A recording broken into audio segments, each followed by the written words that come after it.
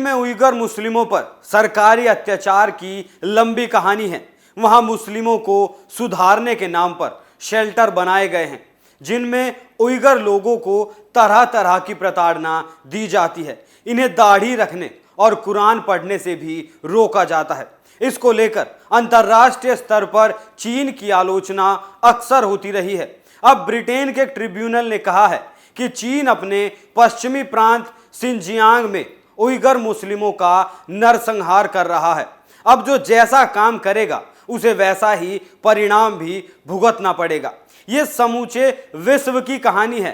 जहां इस्लाम का आगमन हुआ है, वहां आतंकवाद बेइंतहा बढ़ा है। लोगों की जान गई, परिवारों के परिवार आतंकवाद की भेंट चढ़ जाते हैं। हिंदुस्तान को ही देख लिया जाए, यहां आतंकवाद ने क्या कत्लेआम मचाया है। लेकिन मैं आज आपको बताऊंगा कि चीन ने इनका क्या इलाज किया है। वैसे एक बात और बता दूं, चीन की वही खबरें मीडिया में आती हैं जिनकी वो परमिशन देता है, उससे ज्यादा कुछ भी बाहर नहीं आता। जय श्री राम। मैं हूं आपके साथ अभिषेक पुंडीर और आप देखना शुरू कर चुके हैं कैपिटल टीवी का स्पेशल शो थर्ड आई। चीन उइगर मुस्लिम समुदाय को पूरी तरह खत्म करने के लिए कई तरह की वित्तीय प्रोत्साहन योजनाएं चला रहा है। चीन की बहुसंख्यक हान समुदाय से शादी करने वाले उइगर मुसलमानों को सरकार की ओर से वित्तीय, शिक्षा और करियर में प्राथमिकता दी जा रही है। बता दें कि चीन के सिंजियांग प्रांत में उइगर मुस्लिमों की बड़ी आबादी है और यह चीन का सबसे अशांत प्रांत है। इस बात का खुलासा उइगर मुस्लिमों पर काम करने वाली संस्था ने किया।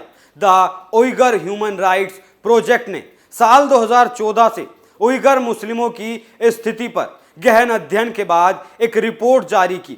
इसमें कहा गया है कि चीन की सरकार का उइगर मुस्लिमों को जबरदस्ती लगातार बढ़ती जा रही है। इसमें कहा गया है कि चीनी सरकार का उइगर मुसलमानों पर अत्याचार लगातार बढ़ता जा रहा है। यह एनजीओ अमेरिका की राजधानी वॉशिंगटन में है। चीनी मीडिया सरकारी दस्तावेजों, सरकार द्वारा स्वीकृत विवाह प्रमाण पत्र, उइगर प्रवासियों में महिलाओं के खातों के विश्लेषण के आधार पर तैयार इस रिपोर्ट में कहा गया है कि इसमें सरकार और वहां की सत्ताधारी कम्युनिस्ट पार्टी शामिल है। रिपोर्ट में कहा गया है कि चीन की पार्टी और सरकार मिश्रित विवाह के माध्यम से उइगरों को चीनी हान समाज में जबरन पूरी तरह से मिला देने के लिए चलाए जा रहे अभियान में सक्रिय रूप से शामिल है। इससे पहले संयुक्त राष्ट्र ने भी माना था कि सिंजियांग में चीन की नीतियां नरसंहार या मानवता के खिलाफ हैं और ये इससे कहीं बढ़कर हो सकती हैं। इससे पहले खबर आई थी कि उइगरों से जबरन काम कराया जाता है, उन्हें शिविरों में कैद किया जा रहा है और उनके पुरुषों की जबरन नसबंदी भी कराई जा रही है।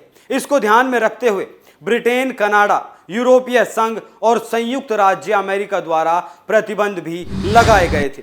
रिपोर्ट में कहा गया है कि चीनी राष्ट्रपति शी जिनपिंग ने साल 2014 में सिंजियांग वर्क फोरम में नए युग की घोषणा की थी। इसके बाद अंतरजातीय विवाह नीतियों को तेज किया गया। इसके पीछे दोनों समुदायों के बीच संपर्क और मिलन को बढ़ावा देना बताया गया था। इससे बढ़ावा देने के लिए चीन की सरकार नगद भुगतान, आवासीय सहायता, चिकित्सीय देखभाल, सरकारी नौकरी और ट्यूशन आदि में छूट देती है। इसके जरिए उइगरों को प्रलोभन भी दिया जाता है।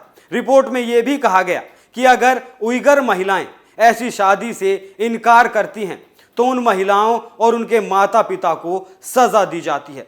साल 2019 में हान पार्टी के युवकों ने कहा था कि जो पुरुष उइगर महिलाओं से प्यार करते हैं और शादी करना चाहते हैं, वे उन महिलाओं को बताएं कि मातृभूमि से प्यार करना चाहिए, पार्टी से प्यार करना चाहिए और सिंजियांग के लिए जुनून होना चाहिए। रिपोर्ट के लेखकों का कहना है कि इसके जरिए चीन की सरकार उइगरों की संस्कृति खत्म कर रही है। इसके बाद इंडिपेंडेंट ट्रिब्यूनल ने उइगर मुस्लिमों को लेकर चीन पर गंभीर आरोप लगाए हैं। उइगर ट्रिब्यूनल के हेड और प्रमुख मानवाधिकार वकील सर जेफरी नाइस क्यूची ने कहा कि चीन की सरकार उइगर मुस्लिमों की आबादी को कम करने के लिए उन पर जबरन जन्म नियंत्रण और नसबंदी नीतियों को लागू करती है, जो एक नरसंहार है। लंदन की नागरिक स्वतंत्रता के अधिकारों के लिए बने उइगर ट्रिब्यूनल ने ऐसे मुस्लिमों या दूसरे समुदायों के खिलाफ अंतर्राष्ट्रीय अपराध करार दिया है। मानवाधिकार वकील नाइस ने इस मामले को लेकर कहा, न्यायाधिकरण इन तथ्यों से परिचित है कि People's Republic of China Xinjiang में उइगरों के लिए एक महत्वपूर्ण हिस्से को नष्ट करने के इरादे से जन्म को रोकने के उपायों को लागू करके नरसंहार कर रहा है। उल्लेखनीय है कि नाइस वही वकील हैं जिन्होंने युद्ध अपराधों और नरसंहार पर सर्बिया के पूर्व राष्ट्रपति स्लोबोडेन मिलोसेविक के लिए अभियोजन पक्ष का नेतृत्व किया था।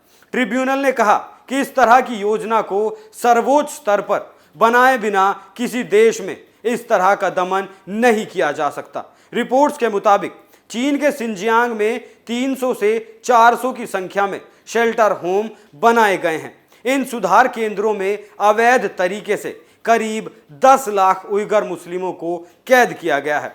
दूसरे विश्व युद्ध के बाद ये अपनी तरह का अल्पसंख्यक की सबसे बड़ी नजरबंदी है।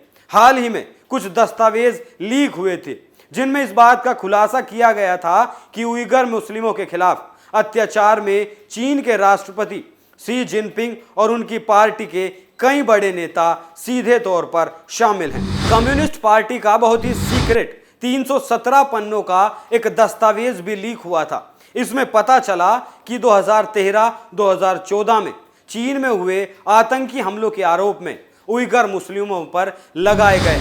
इससे पता चला है कि 2013 और 14 में चीन में जो आतंकी हमले हुए थे उनके आरोप उइगर मुस्लिमों पर लगाए गए हैं, जिसके बाद मुस्लिमों पर अत्याचार का निर्णय लिया गया।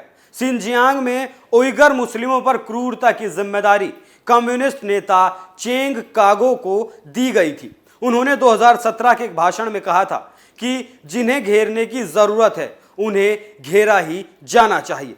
उइगर मुस्लिमों को कैंप में भेजे जाने के फैसले को इससे जोड़कर देखा गया था। एक और भाषण में शी जिनपिंग ने कट्टरवाद को जहर बताते हुए कहा था कि बुराई को हटाने और ठीक करने के लिए सही दवा का इस्तेमाल किया जाना चाहिए। चीन का जो तरीका है वो गलत है या सही, उस बात को तो जज नहीं किया जा सकता, क्योंकि सबको अपने देश के तौर तरीकों का बेहतर ढंग से पता होता है। सबका अपना देश चलाने का तरीका होता है। चीन के इस कदम पर आप क्या राय रखते हैं, हमें कमेंट करके जरूर बताएं। थर्ड आई में आज के लिए इतना ही। कल फिर मुलाकात होगी एक नए मुद्दे के साथ। तब तक देखते रहिए कैपिटल टीवी। नमस्कार।